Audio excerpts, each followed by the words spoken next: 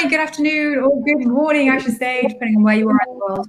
Welcome to Personality Yoda. My name is Ray, or Becky, as otherwise known. I'm here with the Jedi Master himself, Mr. Steve Cockram. How are you doing this week, Steve?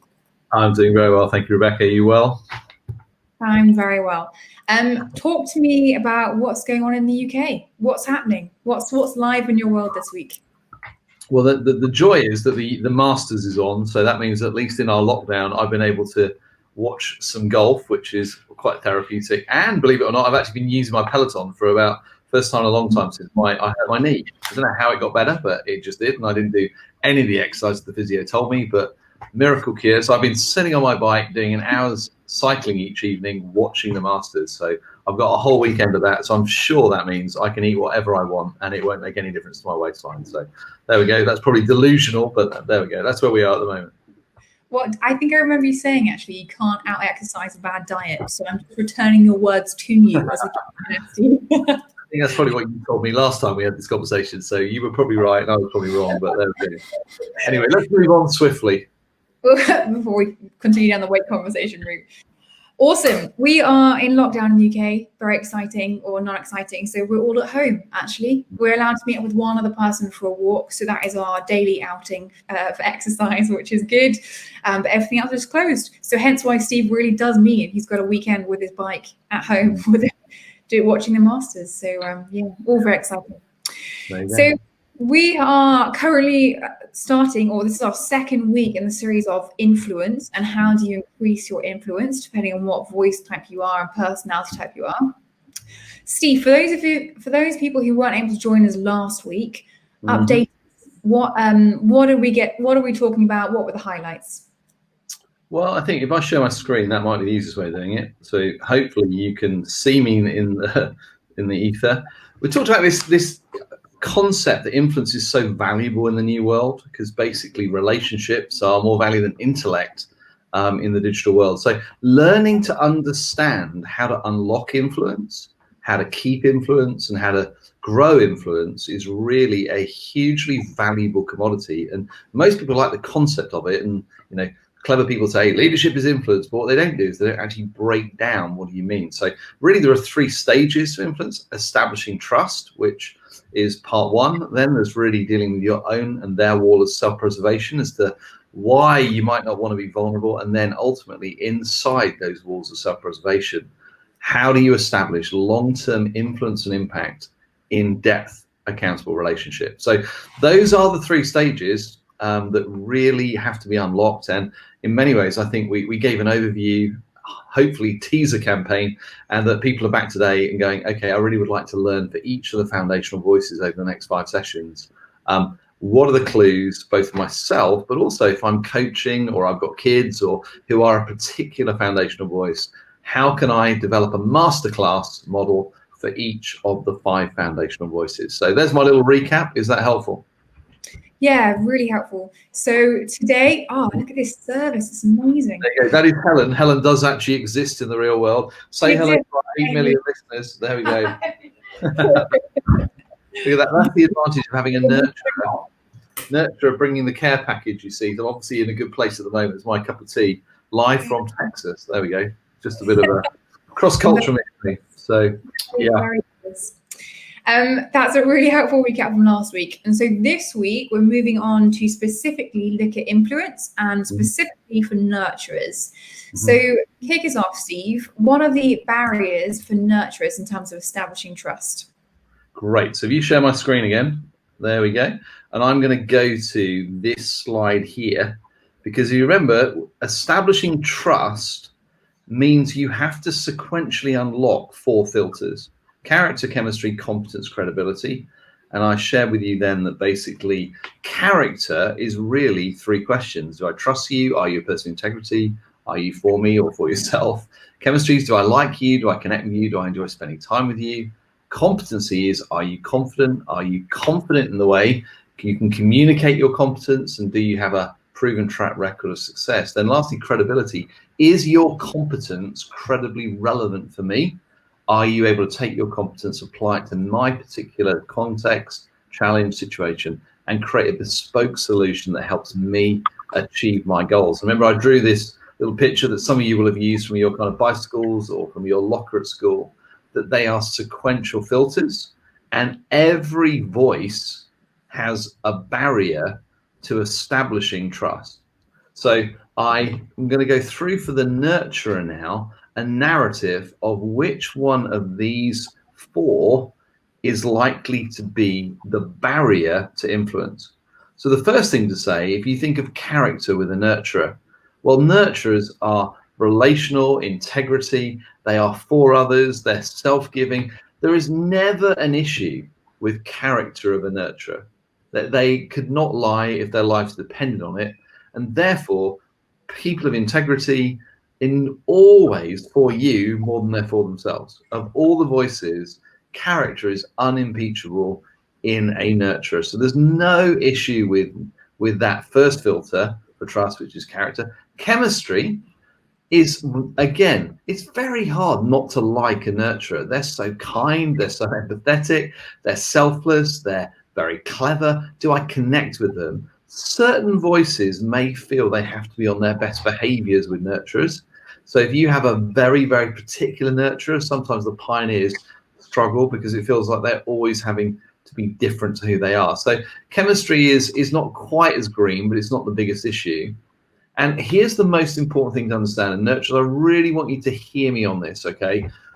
When I say the biggest barrier to establishing trust for a nurturer is competence. Now, every nurturer I know is at this point going, oh my goodness, I knew it. People think I'm incompetent. They don't think I can do my job. You know, I work so hard, I try so hard, but honestly, I'm just not competent enough for you.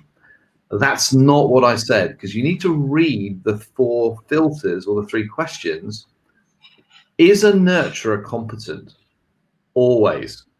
Every nurturer I know will work unbelievably hard to get their qualifications, to achieve whatever they need to do so that they can actually deliver what the team or the family or the organization needs from them.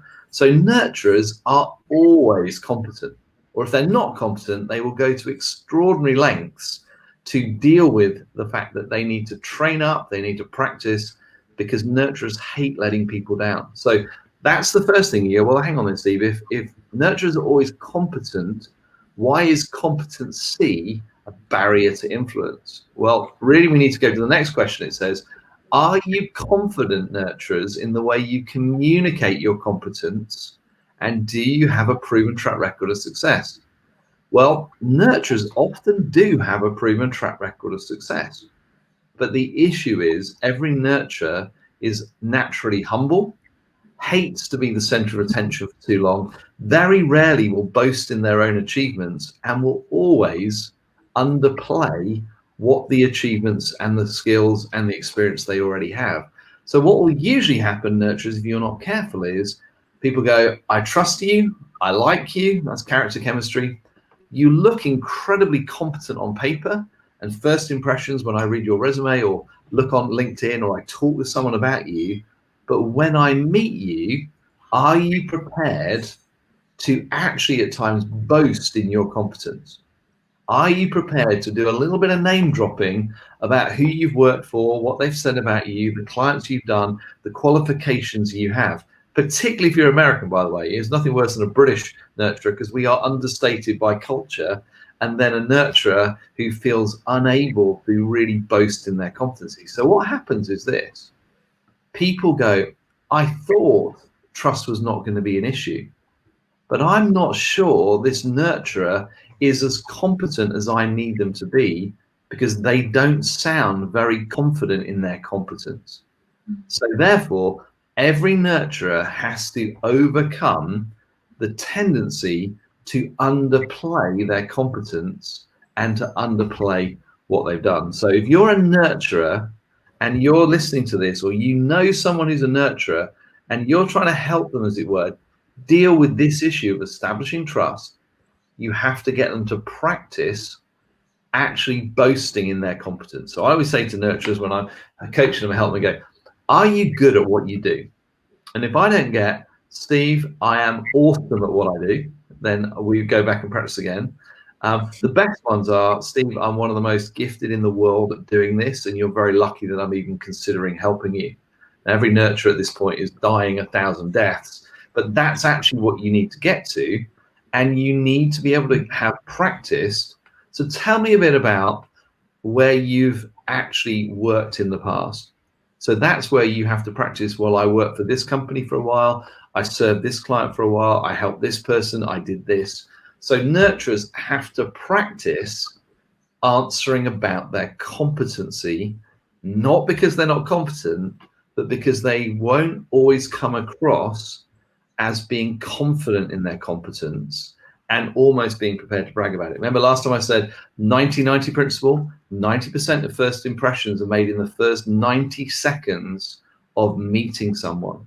So nurturers, you have to practice with a friend, practice in front of the mirror, just to see him. I'm sat with you and going, so are you good at what you do? Why would I choose to work with you or have a relationship with you? Why would I choose to buy your services? So come back to me. Does that make sense for the nurturer in terms of what it is I'm saying about why competency is the issue, without saying that nurturers are incompetent, which I'm not doing? Yeah, it makes complete sense. I am married to a wonderful nurturer, and seeing him do interview prep is hilarious because he's naturally very he'd never, want to boast about himself. Whereas in an interview situation, obviously you have to put your best self forward. So I've been like coaching him to be like, Tim, like be confident, like say this, blah, blah, blah. And seeing it feels so unnatural to him as a nurturer to really kind of boast about his competencies. And that's why he hates interview situations. Whereas a Pioneer Connector, I'd be laughing. I'd be like, great, let me tell you how I'm amazing. Let me just tell you. Which is why interviews are notoriously poor form of selecting people, by the way, but that's another story for another day. Now, interestingly, if you get over the competency barrier, which you can with practice, because nurturers, you are competent, and it's just learning how to communicate that confidence and self-assuredness without it feeling egotistical. Most nurturers have to feel they're bragging and being almost as arrogant as a pioneer before anyone really believes that they own their competence, just so you know, nurturers. But the last bit is often credibility is also one to be cautious of if you're a nurturer, because nurturers are naturally risk-averse people. So nurturers will often take their competence and want to offer a solution for a client or for someone they're working with or for that they know has already worked before. Nurturers are not naturally risk takers when it comes to creating bespoke solutions that have not been done before. So nurturers, you always have to watch as well. There is a time when sometimes you have to have enough confidence in what you're doing that you can take your competence, apply it to the specific context of the person you're talking to show them that your competence is credibly relevant to the challenge they're facing. Everything within you wants to play it safe, by the way, and to go with what you already know works. Most people in the new world are looking for somebody who is designing a solution that makes them feel special, and they don't mind you taking a few risks in that process if it's appropriate. So there you go. If you think about it, nurturers, there is gold in those things I've said there. You can go back over it. If you want to establish the first stage of influence, which is trust, character and chemistry, you've got nailed. Competency, you have to be able to boast in your competency and be credible in it. And lastly, the fourth one is you have to be able to think that you are able to create a bespoke solution. Just because it hasn't been done exactly that way before doesn't mean that you can't actually recommend it as a solution if you're building it off what you already know. So your question you asked me at the very beginning, Ray, was what are the barriers to establishing trust for a nurturer? The barriers, I hope I've shown now, are really competency first and credibility second. Character and chemistry are never an issue for nurturers. Does that make sense? Really, really helpful. We have some great comments coming in on the chats below as well. If you have any questions, particularly around nurturers and how they can increase their influence, then please do post those and I'll post them to Yoda as we go throughout. So that's a really helpful description of the first part in terms of developing trust. What about the second part in terms of walls of self-preservation. So how can nurturers really overcome their wall of self-preservation? So great question. So we all have self-preservation. In the giant world, we have a tool called self-preservation. We're asked 3 questions, which says, what are you trying to hide? What are you trying to prove and to whom? And what are you afraid of losing? Those 3 questions, which I'll say again, or you can put them in the chat box if you want to, Ray, so people can see them. But every wall of self-preservation is really the person answering 3 questions on either side. So transaction is great. Someone's bought something from you, they trust you, you're already achieved more than most people achieve. But true influence is not at the transaction level. True influence is inside a relationship, inside those 2 walls of self-preservation. So if you think about it, what are you trying to hide? What are you afraid of losing? What are you trying to prove and to whom? Are the 3 questions. And for nurturers, there is always that fear that actually, am I enough? Am I going to be found out? Is someone going to discover that I'm not as competent as they think I am? So what you'll find is the self-preservation wall for a nurturer is almost always the unwillingness to risk. So therefore, what nurturers will often do is they will stay at what they know they can do and what they're affirmed for, rather than believing that anyone would really want to have long-term lasting relationship with them. Nothing could be further from the truth, nurturers, by the way, because people trust you, and once they know you're competent, they know that you are for them, but within you is what we call imposter syndrome. And every nurturer suffers from it, which is they wonder whether they're good enough. They wonder whether actually they'll get found out or whether they'll be exposed, because their biggest fear is always letting people down. So whether that's a client down, whether it's a team down, whether it's you as a friend, nurturers agonize over letting people down. And so therefore what they'll often do is they will play it safe, and they will play it according to what they already know works. So one of my, I'm on a roll at the moment, so hopefully I can just keep going and sort of condense this wisdom for nurturers, Ray. But the thing I say to nurturers are, you have to keep working on the size of your box.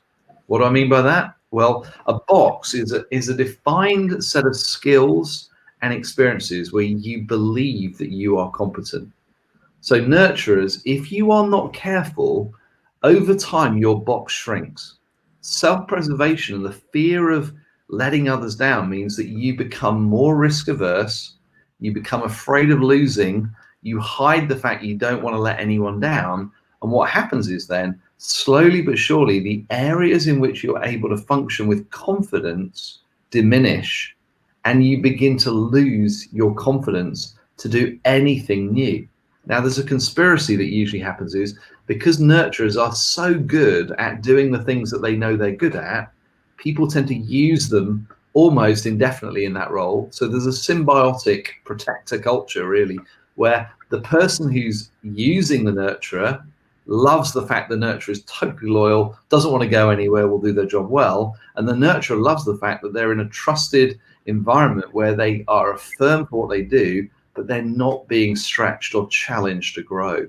So self-preservation for the nurturer is the belief that you have to be prepared to keep pushing yourselves out, keep taking on new responsibilities, new opportunities, maybe coming up with new solutions, because in the end, if you're not careful, you begin to build a bigger wall of self-preservation, even when the person on the other side desperately wants a relationship with you. They trust you, they value your competence. You have everything you need for influence and impact. The self-preservation barrier is almost always with the nurturer, not with the person on the other side. That makes sense, right?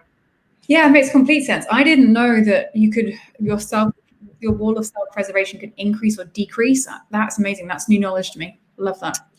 There you go. What can I say? Every day is a school day, learning something new all the time. So I feel like we've covered the first 2 stages there. So trust, and then also the wall of self-preservation. Mm-hmm. Moving on to the 3rd stage in terms of impact and influence longer term. Mm-hmm. How can nurturers really preserve this?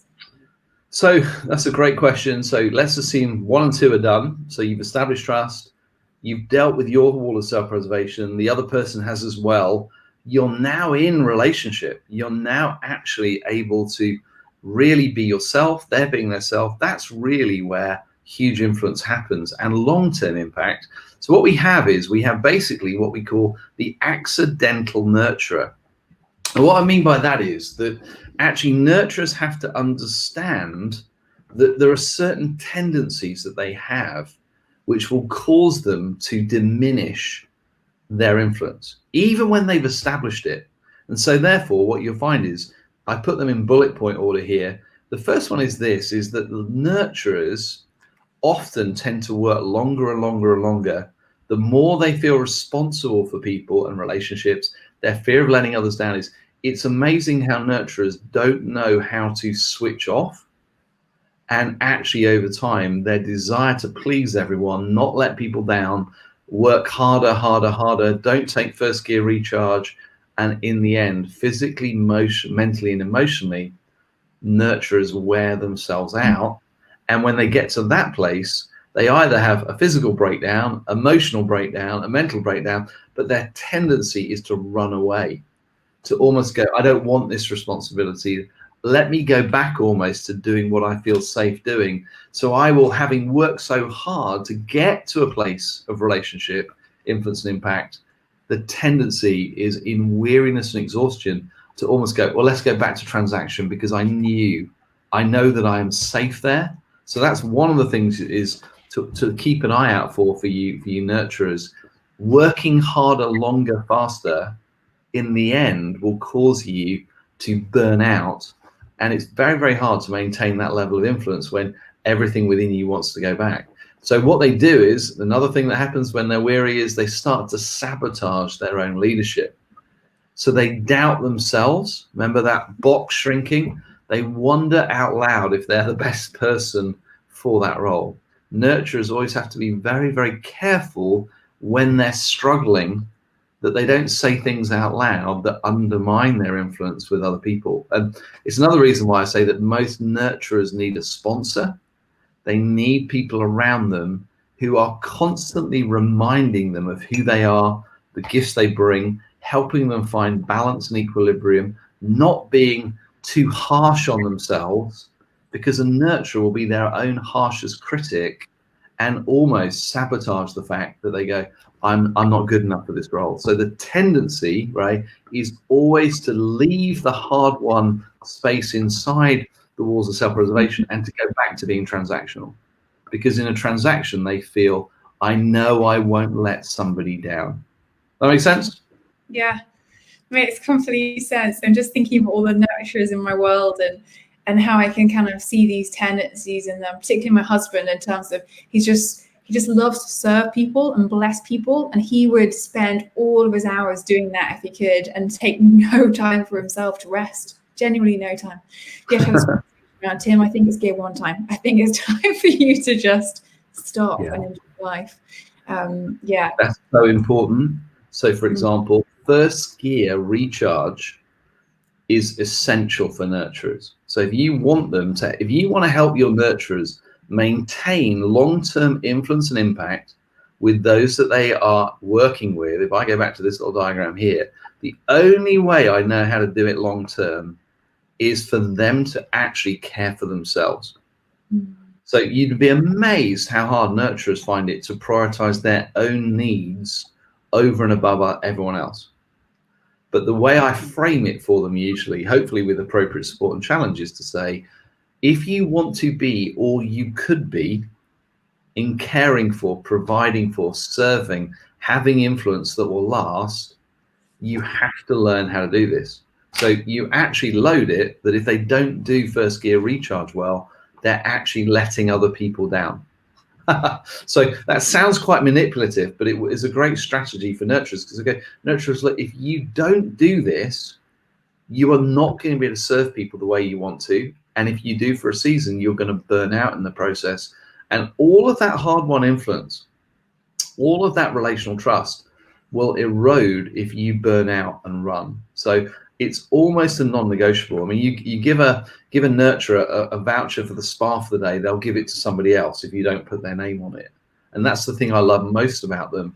But the leaders and the people who will have the most influence for the longest term, nurturers have to learn how to do self-care. They have to learn that from first gear, they usually then have to do second gear depth relationships with people, and then they flow to work. So that's one of those things. How do they preserve their long-term influence and impact? Another one, Ray, I think if I go back to my presentation here, is that every nurturer has a tendency to be perfectionists, and they actually struggle at times to delegate effectively, and they overprotect the people around them. Well, what that usually means is they ended up taking on more and more and more of what other people are due to do for them, which only accentuates that feeling of being overwhelmed, overburdened, and in danger. Remember the key thing: I am letting other people down.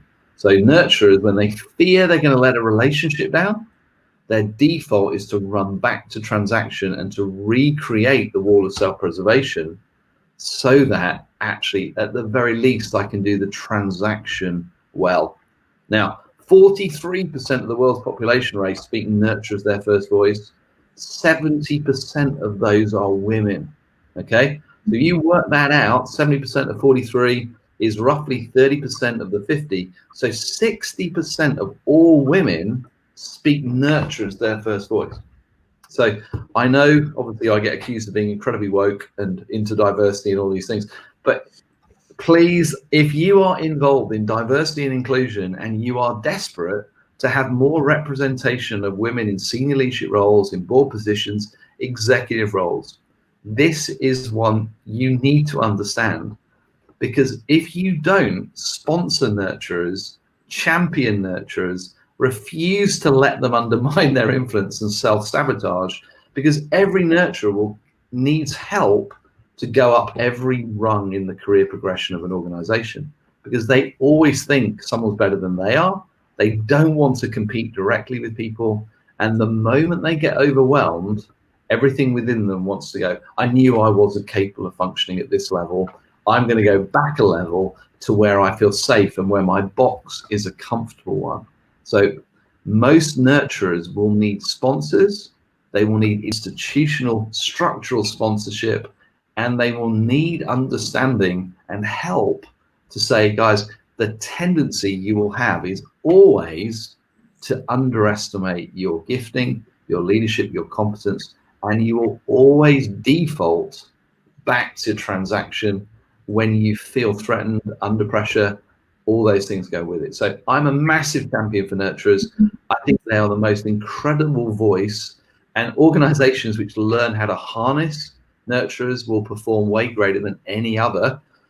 But fundamentally, if you want nurturers at high levels, if you are not intentional, they will never compete in the traditional hierarchical structures of the way that people apply for jobs. So I'll get off my soapbox, Ray. This is my part political broadcast on behalf of nurturers the world over.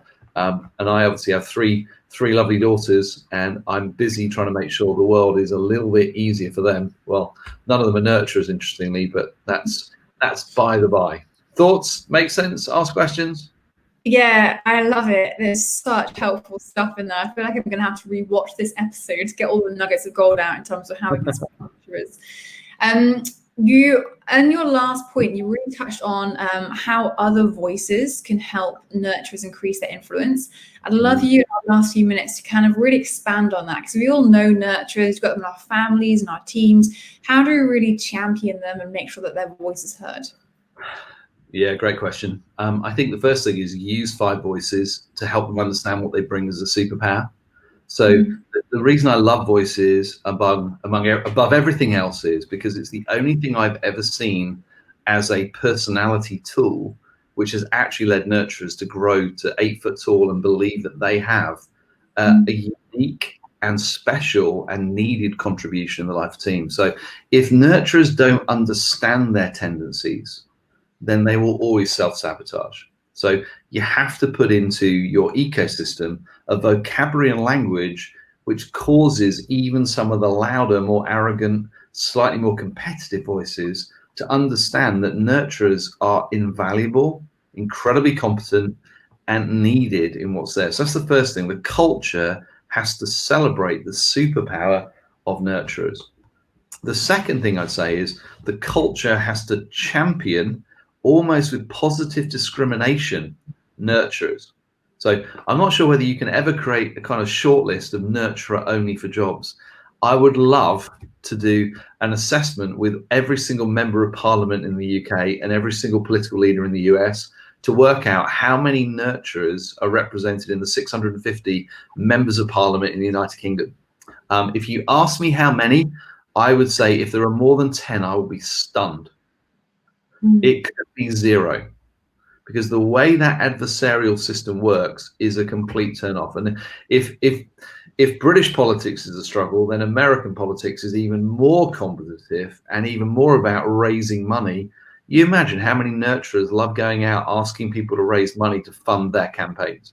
So institutional sponsorship, and here's the other one that I would say is personal sponsorship. If you are somebody who has influence, if you are somebody who has positional power in an organization, if you are running organizations, then in the end, I would just encourage you to make sure you are always sponsoring at least 1 or 2 nurturers' career development, because in the end, it's a long-term thing. It probably takes, what does it take to get to the top of a particular career? It's probably 20 years.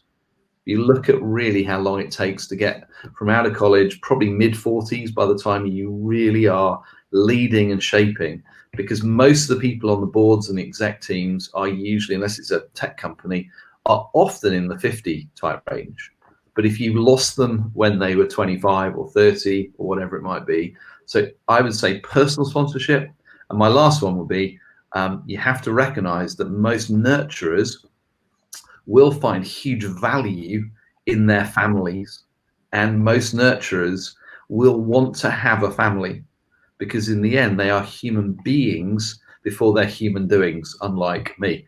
And so therefore the recognition will be is organizations will have to create ways in which nurturers particularly can be helped back into the workplace when they want to, and in many ways are not penalized because they happen to be people who care deeply about their children and their families as well. So in the end, I'm hoping that as people begin to understand these things, that companies begin to think about strategies purely for how do we have nurturers equally represented in senior positions. And it's probably a 20-year strategy, which is why in some ways it never usually happens, because most things in organizations, let alone politics or corporate, is quarterly or 4-yearly or 5-yearly cycles. This is a systemic issue that actually, but it can begin with you. So for me, am I a champion of nurturers? Am I celebrating nurturers? Am I promoting nurturers? Am I helping nurturers increase the size of their box and skill sets? I hope and believe I am. You can tell me if I'm not. But so I can do something. I can do something in my positions of influence. If I own and lead businesses, I can shape culture. And in some ways, wherever I have influence, I can put the vocabulary and language in which celebrates the superpower and also the kryptonite of nurturers the world over. There you go. Is that a reasonable answer? That was awesome. I absolutely love it. Nurturers are incredible people and we need to champion them. That's what I took from it.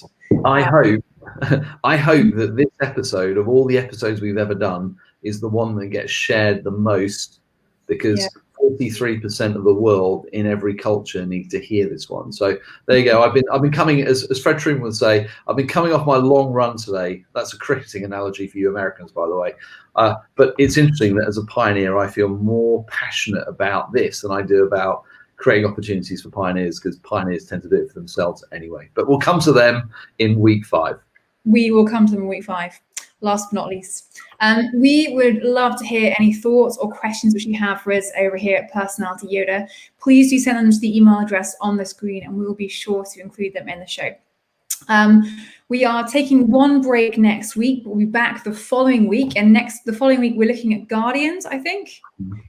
Guardians in the calendar. We're doing Guardians. So come back and find out how you can support Guardians to increase their influence, and how, if you are a Guardian, how you can increase your influence yourself as well.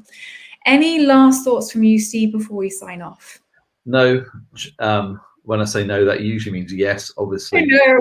Okay. I was waiting for the pause. What I'd love is, I'd love if you are a nurturer and this is life-giving to you, find me, social media, Facebook, LinkedIn, whatever personality Yoda email is here.